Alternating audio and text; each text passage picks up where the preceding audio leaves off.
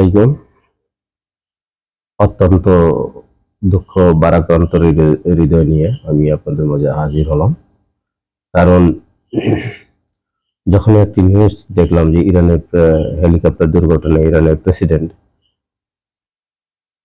Ebrahim Raisi ও পররাষ্ট্রমন্ত্রী হোসেন আমির Abdollahian সহ তাদের সফর সঙ্গী নিয়ে একটি হেলিকপ্টার দুর্ঘটনায় নিখোঁজ আছেন, এই সংবাদ শোনার পর থেকেই আমার ভিতরে একটু কষ্ট লাগতেছিল। কেননা ইরানই এমন একটি দেশ যা মুসলিম বিশ্বের জন্য তাদেরকে নিয়ে একটু গর্ব করা যায়। এবং ইরান কারো কাছেই পশ্চিমা বিশ্বের যত রক্তচক্ষু উপেক্ষা করে যেভাবে তারা এগিয়ে চলেছে, তাদের ওদের ভবিষ্যতে হয়তোবা মুসলিম বিশ্বে একটি শক্তিশালী দেশ হিসেবে পরিচিতি লাভ করবে।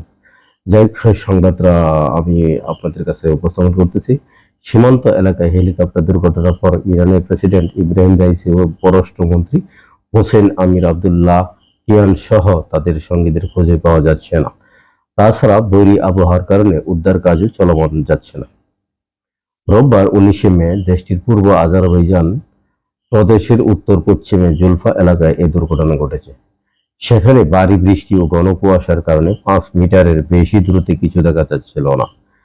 ইরানি সংবাদ মাধ্যম পাস টুডে জানিয়েছেন, হেলিকপ্টারটিতে প্রেসিডেন্ট ছাড়াও পররাষ্ট্রমন্ত্রী হোসেন আমির আবদুল্লাহিয়ান ও পূর্ব আজারবাইজানের গভর্নর মালেক রাহমাতি সহ আরো কয়েকজন গুরুত্বপূর্ণ ব্যক্তিরা ছিলেন। এক প্রতিবেদনে বলা হয়েছে, সীমান্ত এলাকায় আজারবাইজানের প্রেসিডেন্টের সঙ্গে যৌথভাবে একটি বাঁধ উদ্বোধনের পর প্রেসিডেন্ট ইব্রাহিম রাইসি শহরে ফিরছিলেন। হেলিকপ্টারটি গন্তব্যে পৌঁছার আগে অবতরণে বাধ্য হয়েছে। ইরানের রাষ্ট্রীয় বার্তা সংস্থা ইরনার খবরে বলা হয়েছে, যেখানে দুর্ঘটনাটি ঘটেছে সেটি পার্বত্য অঞ্চল এবং বন জঙ্গলে ঘেরা। ইরানের জরুরি সেবা সংস্থার মুখপাত্র বাবাক ইয়েকতাপারাস্ত ইরানকে বলেছেন, ঘটনাস্থলের উদ্দেশ্যে একটি উদ্ধারকারী হেলিকপ্টার পাঠানো হয়েছে, তবে ঘন কুয়াশার কারণে সেটি সেখানে পৌঁছাতে পারেনি। 40টি উদ্ধারকারী দল উদ্ধার কাজে অংশ নিয়েছে বলে জানিয়েছেন আল জাজিরার সাংবাদিক আলী হাশেম। উদ্ধারকারীদের সঙ্গে 8টি অ্যাম্বুলেন্স, একাধিক ড্রোন রয়েছে।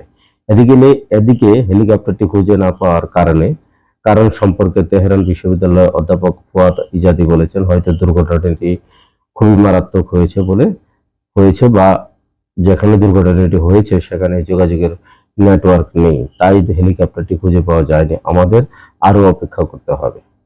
আসলে আল্লাহ পাক, দোয়া করি আল্লাহ পাক যেন ওনাকে সুস্থ সবলভাবে ইরানের প্রেসিডেন্ট হিসাবে আবার ফিরিয়ে আনেন। কোনো দুর্ঘটনায় যেন ওনার কোনো ক্ষয়ক্ষতি না হয়।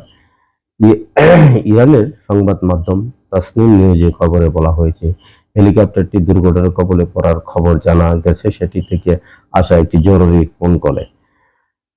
হেলিকপ্টারের প্রেসিডেন্টের সঙ্গে থাকা কর্মকর্তারাই ওই ফোন কল করেছিলেন, তবে কথা শেষ হওয়ার আগেই সংযোগটি বিচ্ছিন্ন হয়ে যায়। তো আমাদের যারা আমরা মুসলিম, আপনাদের কাছে সকলের প্রতি আমার অনুরোধ, ওনার জন্য আপনারা দোয়া করবেন, উনি যেন সুস্থ সবলভাবে ফিরে আসতে পারে, ওনাকে যেন দীর্ঘায়ু দান করে, এই বলে আমি শেষ করলাম।